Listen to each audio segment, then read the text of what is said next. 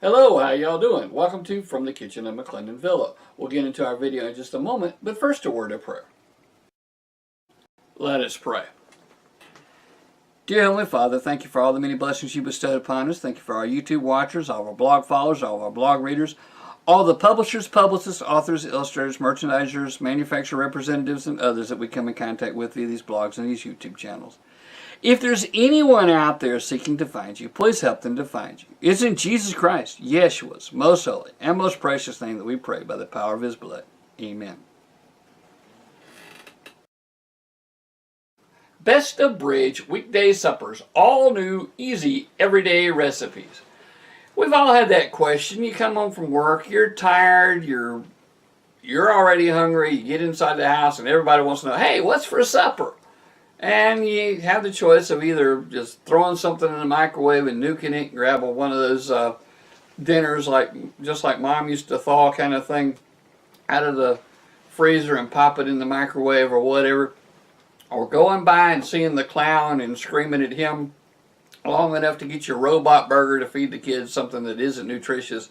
You have that choice. But you also have the choice of a book like this where there's simple, easy to make recipes that you can make. You probably have all the ingredients that you need right now, and if you don't, you can go down to the grocery store simply enough. It's not exotic ingredients like a lot of the books that we see. It's simple ingredients, things that you find in your average grocery store, easy enough.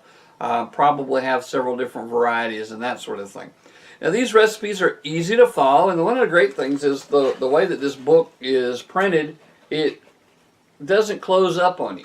Now I don't know about you, but I've had many times where I've had laid the cookbook down on the counter, turn around to do something, turn back, and while I have my back turned, the page flipped over, and then I'll start making a different recipe. I'm cooking something completely different, and I wound up with some really interesting meals that way, some good, some bad, and some even the dog wouldn't eat.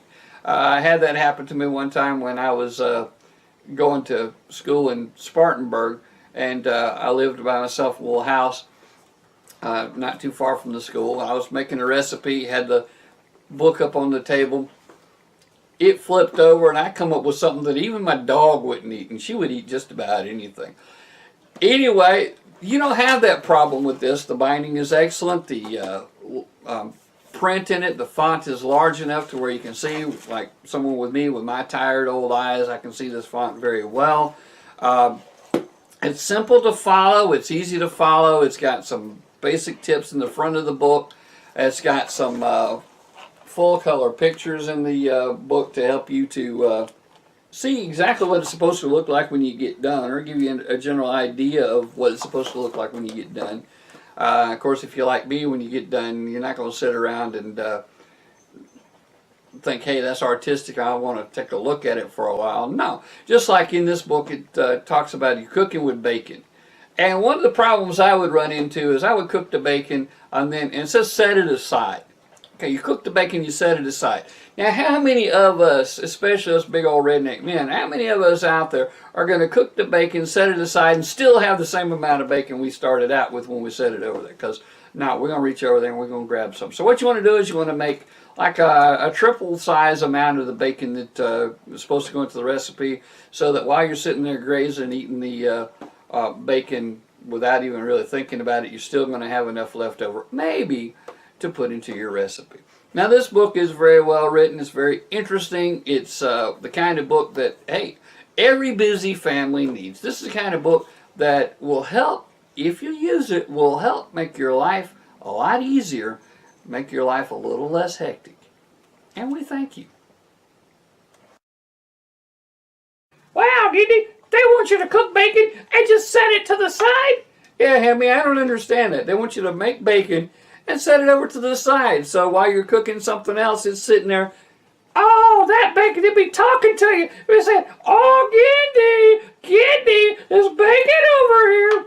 I'm surprised that they even have a kitchen left when you get done. Oh, do what? I'm surprised there's a kitchen left when you get done, that you don't sit there and eat up all the ingredients. Kind of like on that show, Read Between the Lions, and the lion's gonna follow a recipe and it says cook for 3 seconds and they go, yeah, and they go ahead and eat it. Well, that's Gindy in the Kitchen. They designed that after Gindy. Anyway, people, go ahead and get your copy of this book today because it'll help make your life a whole lot easier. Just go ahead and click that link down below in the description box under this video and buy it from Amazon today. And we thank you. Bye! Ready to order? Click the link below.